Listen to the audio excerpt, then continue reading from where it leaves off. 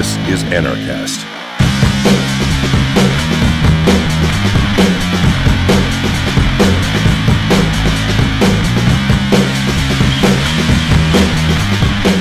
Hey Earthlings, welcome to another edition of Anarchast, your home for anarchy on the internet. I have coming in from Atlanta, Georgia, Monica Perez. She's a radio show host on News 95.5 and AM 750 WSB in Atlanta, and she's an anarchist and very curious to hear all of her views on things. And she's a very talkative person, and so it's going to be very interesting. But Monica, the very first question I have to ask you is, how did you become an anarchist?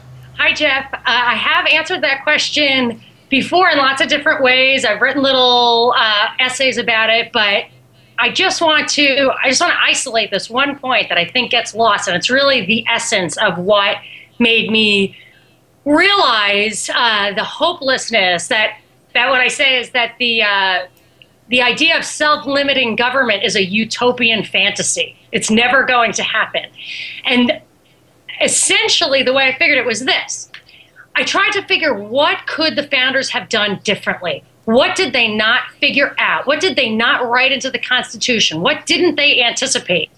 But if you read what they've written and what they personally were about, their education, you could not have in human history have come up with a humanly possible experiment that was better designed to try self-limiting government than these guys at this time in this land. Now, I'm not for stealing land. The Indian question is something, slavery is something, but in their minds, they had a blank slate to work with, and they put it together anticipating everything, including banks and the corporations that rise up around them. This is what they thought of. They did everything they could. Thomas Jefferson, the right man for the job, was in that place at the right time. And he did his very, very best. But of course, there was always an Alexander Hamilton who was sitting there with a central bank and a constitution to replace the Articles of Confederation. So in my mind, the American experiment lasted 8 years. And the fact that you could not conduct the experiment better than it was conducted, in my opinion. And so you have to then look at what the actual outcome was, which is we created this giant seat of power. We delegated to it the essential human right, which is self-defense. Really, there isn't even, I would say there is a right to life, but that's not the fundamental right. The fundamental right is to defend the life, because people die all the time. If there's a real right, you wouldn't have cancer, but you have the right to defend it. It's where all power comes from in interacting with other people. I mean, maybe philosophically, there's a flaw in that, but I don't think so, that the government gets all of its rights, all of its power from our right to self-defense, which we have delegated to it, and then asked it to treat us kindly. And of course, instead, it pays its cronies, and that's what we got. So I just realized that you can't establish a seat of power and then expect it not to be filled by, the sociopaths who like stuff like that. Yeah, you're totally correct. If you look back at the founders, what they wrote about, especially Thomas Jefferson, who's a favorite of mine, very incredibly intelligent person, and he had thought all this through, and that was the best that they could come up with. It was a sort of limited government. They put all the constraints they could on it, and if Thomas Jefferson was alive today, he would actually be on a watch list. He'd be considered essentially a terrorist. That's what they're essentially doing. But aside from that, though, I do want to get a little bit further back into how you came to this understanding.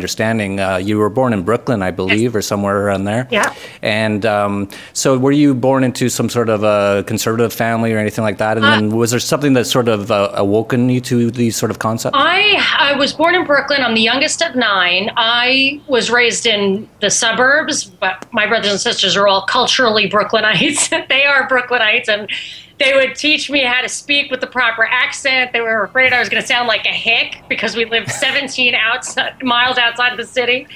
But I was raised what at the time was really traditional conservative, but really it's libertarian and classical liberal, whatever. The idea that government has a very limited right, so that the government can't do anything. We have banded together simply for self-protection. We've delegated the self-defense right, and that's really all they have. The right of contract and stuff, courts is for property. So I had this is how I was raised. My father was a World War II vet, and my parents used to be staunch, and still to this day, my mother's who's alive, she won't buy stuff made in China. You know, it's a good thing she doesn't want anything, but she feels like it's slave labor. If you have political prisoners, you cannot, if you don't have economic freedom, it is slavery. Political prisoners. The U.S. has by far the most amount of political prisoners in rape camps on Earth right now. But do you mean political prisoners because people go to jail for saying stuff that they don't? No.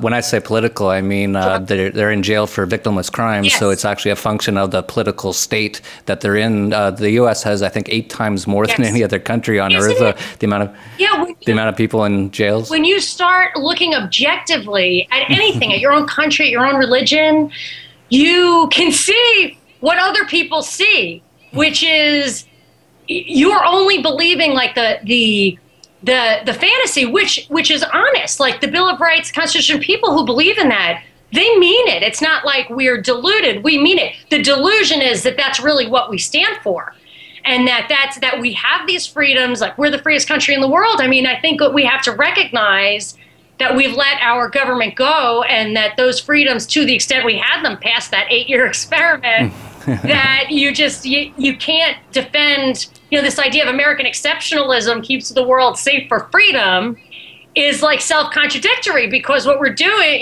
you're destroying the Constitution in order to save it. It just doesn't work at all.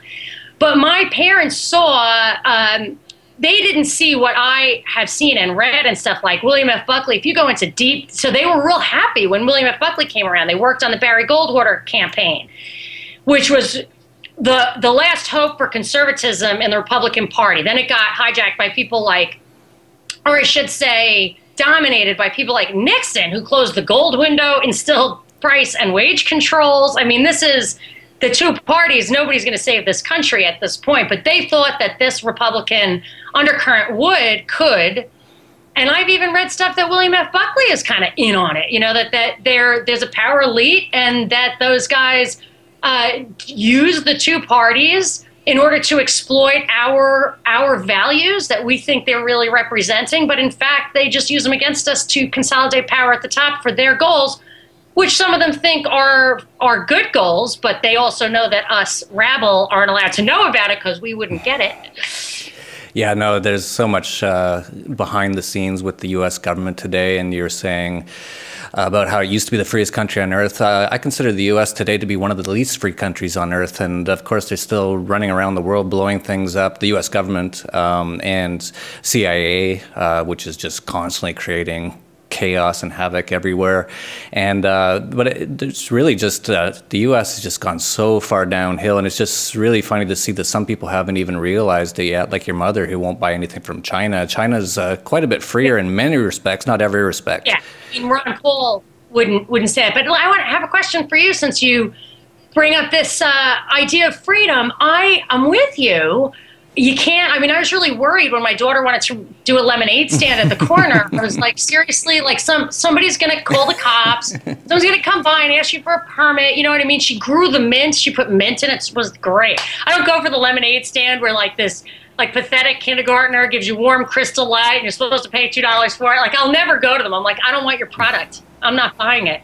My kids, I was like, if you want to do it, you got to pay for the lemons. You got to do all this stuff. But I was really afraid that she would have a problem with the authorities, and so we don't have that kind of freedom. But I can't get away from the idea that you and I, well, you're not here, but you're not in this country, but right at this moment, but that the stuff I say on my show about the deep state, I mean, it scares libertarians, and by the deep state, I'm talking about, I believe that our elected officials are just face jobs to make us believe that we have some control over the agenda. And I just don't think Barack Obama, that Warren Buffett and George Soros are sitting there like, I hope he gets it right the first time. Like, there's no chance. They're leaving it up to him to figure stuff out as he goes. I just can't believe that's true.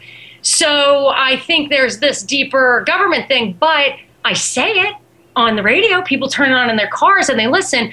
And I have to believe that that's just, they allow that because they, meaning these people whoever Obama answers to, that they allow it because it helps with this idea that that people continue to believe that we're free. It is my opinion that they care much more about our consent, which is why they control the media, why they do things like false flags and stuff. They care much more about our consent than a bunch of people at the Bundy Ranch with guns. Like, they don't care about civil. They'd be happy, I think, to mow down the first movers for civil unrest. It's the consent they care about. So I just want to know how you reconcile what appears to be a lot more freedom of press here, not like MSM, mainstream media, but then China. I think the bloggers in China and Russia are kind of more suppressed than we are.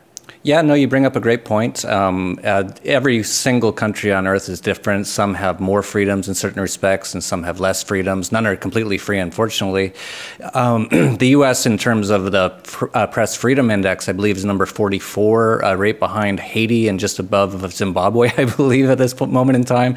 But you're right. The thing about the state, and you're right, I agree with your points, is they have to keep this veneer that it still is free, but it's not free. But they still have to keep this veneer, so they can't fully take the mask off. Once they fully take the mask off and they start really actually taking bloggers and putting them in prisons and FEMA camps and things like that, it's completely over at that point. So yeah, I agree. Yeah. Actually, it's a sign of strength, not weakness, that they let me talk, because there's absolutely no chance that I am going to hurt them. There is absolutely no chance.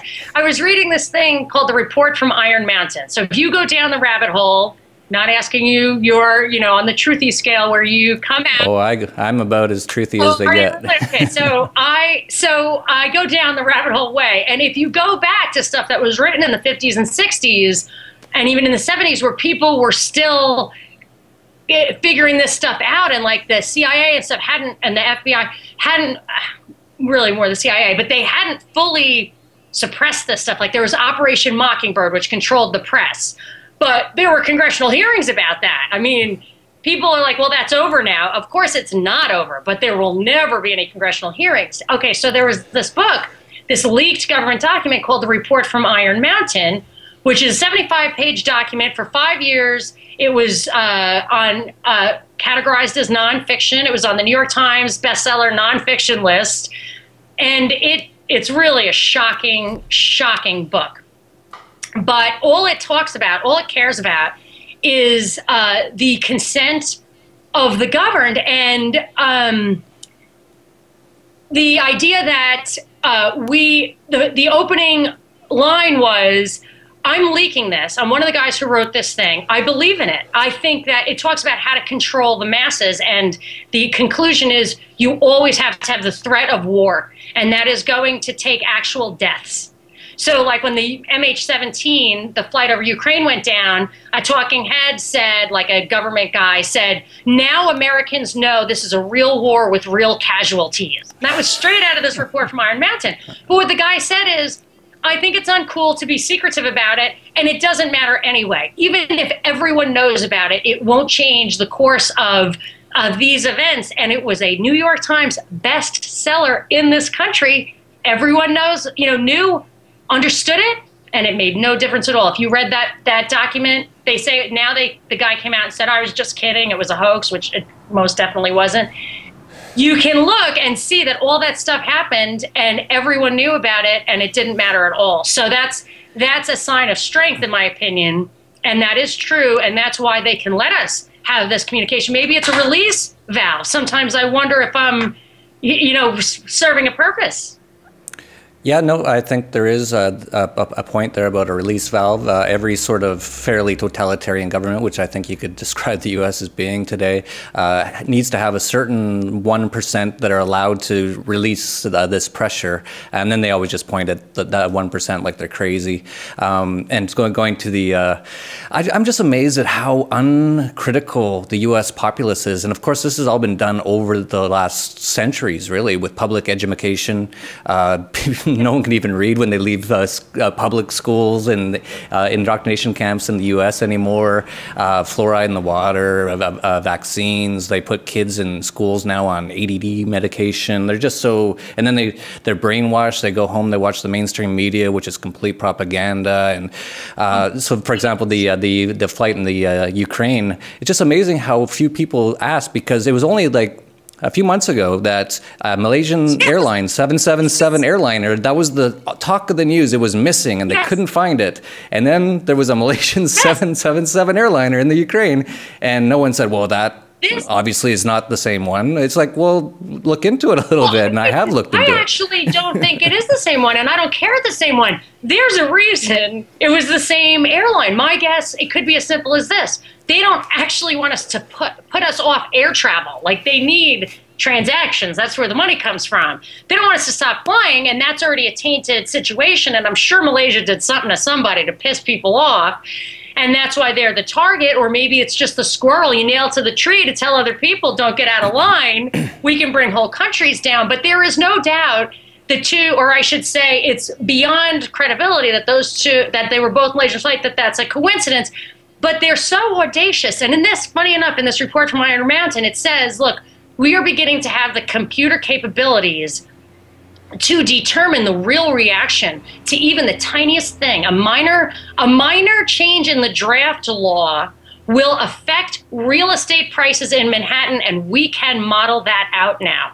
So they know that a coincidence that huge, isn't it? Like, the bigger the lie, the more people just don't believe you have the nerve. So it's almost like that coincidence, which was laughable, nobody ever talked about it.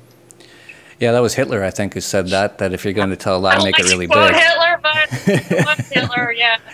I Goebbels. Actually, to tell you the truth, I was reading a list of Goebbels, the propaganda minister of Hitler, his propaganda rules of thumb, and because of this, his first one was, he who is first is right. And this MH17, when it came down, when they did the Syrian chemical false flag, they didn't come out with the leaked generals talking to each other for like 2 weeks, and then nobody believed it because it was bull. But this time, the leaks were ready. The conversations were in the box before the plane went down. You know, that's right. Actually, they posted it to YouTube. The proof of that it was the Russian rebels that downed the plane. They actually posted it before the plane went down. I see that stuff, but I don't know how to read those timestamps. You know, like, I feel like it's in Cyrillic, or it could be in a different. You know, so I try not to just believe things that are a screenshot, but that was, you know, it was, well, the second I heard about the plane, I turned the TV on, there's Shep Smith saying, oh, can you hear these guys? You hear that one guy say, I did it. It was me. I'm a rebel. And I was like, wow, you know, I wouldn't post that on my blog. It sounds so fake. Anyway. Yeah, and well, that actually brings up a point I wanted to bring up about 9/11. And within minutes of 9/11, there was a planes hit, supposedly planes hit the World Trade Centers, and they were just talking about Osama bin Laden within minutes. So these things are pretty much scripted. But I want to bring back another point that you brought up, that you don't think you can change anything. I actually think there's a massive change going on right now. I think it's finally starting to happen. I think it's because the internet has finally become so ubiquitous amongst pretty much anyone in the U.S. That they have access to decent information. And I don't know if you saw this recently. On August 1st on C-SPAN, Richard Gage, who is the head of the Architects and Engineers for 9/11 Truth. Videos, yeah. Yeah, you should check out the one he did on C-SPAN. It was 40 minutes of complete truth about 9/11. All the callers were totally on board with it. There was only one caller who had a slight problem with what he was saying. On that same date, Congress said that they're going to release 28 pages of some sort of censored report that they say will change what everyone thinks about what happened on 9/11.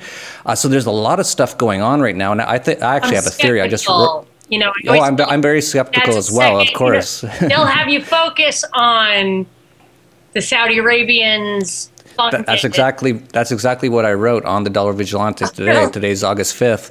I wrote that I think that's what's going on. I think they're going to. I think Putin. I don't know if you remember this. In May, he said he had information that he was going to release to the world that shows that 9/11 was an inside job, and then the Ukraine went out of control. So Oh yes, I wrote about all this today. You really should look into all this stuff. It's really interesting. And I'm not uninformed. It's just, you know, the internet. The downside is, I mean, I literally spend every free moment I have pouring information into my brain. I don't even bother with this stuff anymore. Just this stuff. And you just can't get it all. You can't get it all. And then half of it's fake, which they do on purpose. You know, the Cass Sunstein cognitive infiltration, where, and I get like these crazy long emails from people, really elaborate things, and sometimes I think that is just to waste my time. That there are kind, you know, that's not paranoia. I mean, that's for real cognitive infiltration. You see them, the trolls on the internet all the time. You can see them, but I wonder sometimes if they just purely it's to waste your time. Oh yeah, for sure. No, you can go down this rabbit hole forever, and there's so much information to sift through, and you can never fully be sure of the sources, and you can never fully look into anything that you haven't seen without your own eyes. But I actually have a theory on what's going to happen here that I wrote about today. I think what's going on, this is the conclusion I came to, we'll see if I'm right, is that Putin, there's a major power struggle going on right now between Russia, China, sort of together, and the U.S., and Saudi Arabia. And Saudi Arabia started to lean towards the Chinese and away from the U.S. And Putin has started to threaten, because, of course, the U.S. and NATO has Russia nearly completely surrounded now with military bases and missiles. Which was the first act of aggression. And Clinton did, or it was 1999 or a little bit before that, they took all those Warsaw Pact countries that Gorbachev said, don't touch that, and I'll give you East Germany, and they took them all, and that was really an act of aggression. But anyway, sorry. Yeah, and so I think what's going on is that Putin has said he's going to release something about 9/11. I think the U.S. government is trying to beat him to the punch and put out some more false propaganda. And I think what they're going to say is that it was a bit of an inside job. It was the Saudis were involved. They might have a few fall people in the U.S. government for it. That's possible. And this will cause a massive amount of, the news will go crazy with it. The mainstream media, the television programming will go crazy.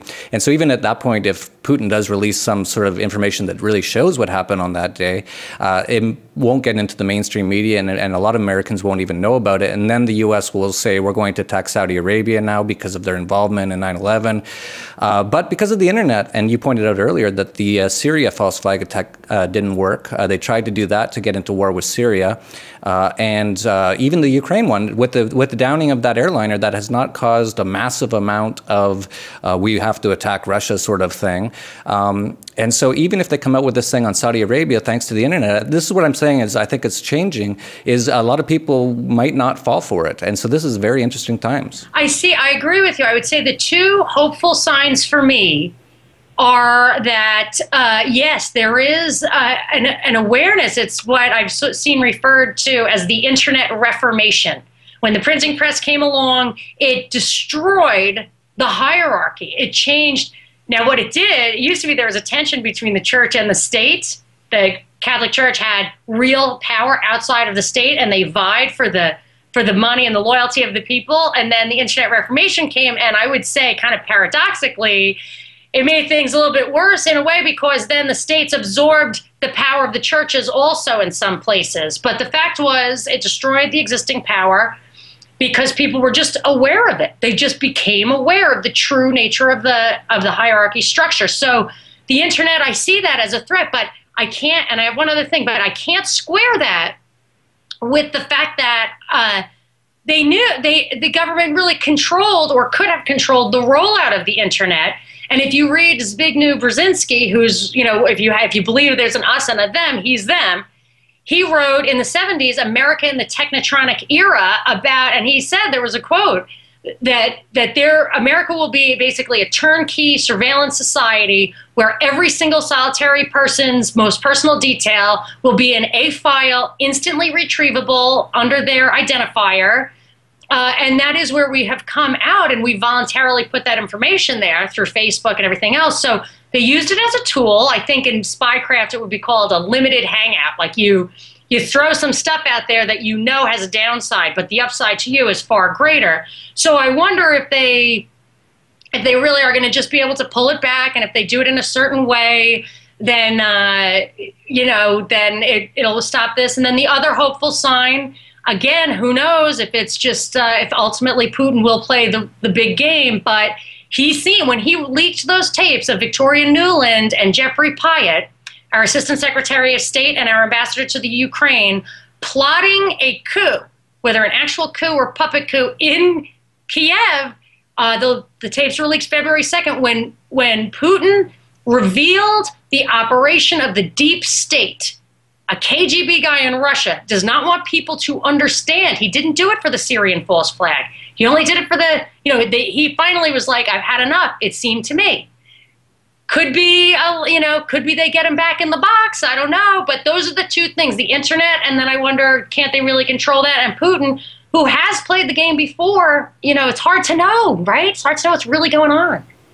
Yeah, well, it's still in action, too. Like, this hasn't been decided yet. This could go either way at this point, in my opinion. Either people will continue to wake up and we will have a complete revolution in terms of the way people think about government and the way things should work, or we will go into complete tyranny all over the world. And it's funny because I talk to a lot of Americans. I'm originally from Canada, by the way, and I'm in the freest country in North America right now, Mexico. And I talk to a lot of Americans. They're usually the most pessimistic, and I understand because when I'm in the U.S., the propaganda is so overwhelming, and the people in general, like they're so zombified and they don't think about things that it can get very depressing. Like there is no hope.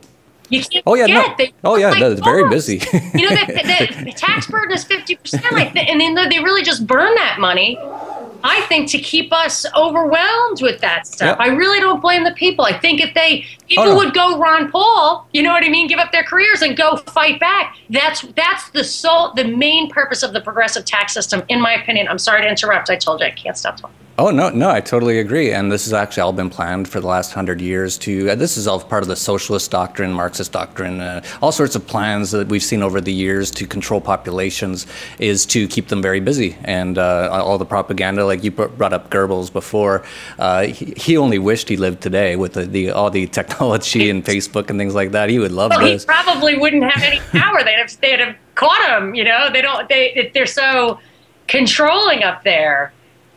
Yeah, no, but it is interesting. We're going to see what's going to happen. And you're totally right. Like when I say that a lot of Americans are zombies, I'm not saying that like a negative thing or like they're bad people. No, they've been really manipulated and destroyed over the years through all of the things that the government has done, including the public education and propaganda on TV and all the, like you said, the taxes and regulations have so worn them down that so many people are just trying to stay alive right now. It's really quite sad. I'd like to keep these a little shorter because everyone has AD&D nowadays. But if there's anything else you'd like to talk about, why don't you go ahead, or if you want to promote your radio show or anything else you're doing. There was one quick thing I wanted to ask. Yeah, go ahead. Answer quickly, and then I'll tell you about my stuff. I noticed that people confront me, ask me a lot when I start talking about this deep state stuff, and this has been a plan for 100 years and all this kind of stuff. They say to me, how is this libertarian?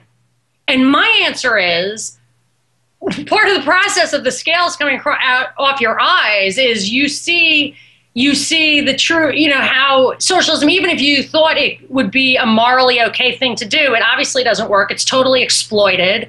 Once you see through the two-party system and you realize that it would be very easy to just go back to a classical liberal position, certainly one of the parties could.